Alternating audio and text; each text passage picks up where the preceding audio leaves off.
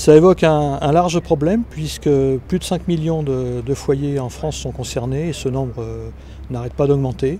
Pour les habitants des quartiers avec qui on travaille, c'est des charges très élevées pour un service souvent de mauvaise qualité. Au pire, c'est avoir à choisir entre se nourrir ou se chauffer. Et beaucoup de personnes même ne se chauffent plus en fait.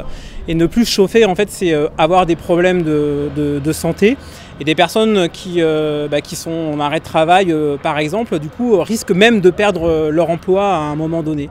Ça a aussi des conséquences sur la scolarité des enfants, par exemple, en termes d'absentéisme. Voilà, ce sont des enfants qui ont moins de chances de réussir dans la vie.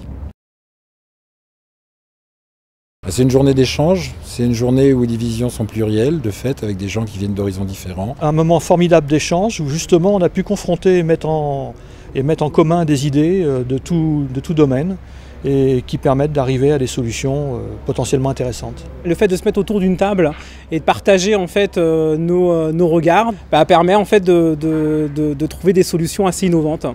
Beaucoup de créativité. Parfois perplexité parce qu'on s'est dit tiens, j'avais pas vu les choses de cette façon. Et puis finalement sortir, remettre en cause ces idées préconçues parfois.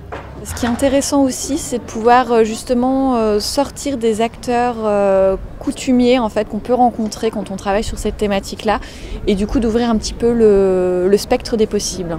Comme c'est un sujet qui concerne énormément d'acteurs, qu'ils soient dans le domaine social ou dans le domaine technique tout simplement, il y a besoin absolument de collaborer pour trouver le meilleur mix de solutions qui soit le plus efficace possible pour combattre cette précarité.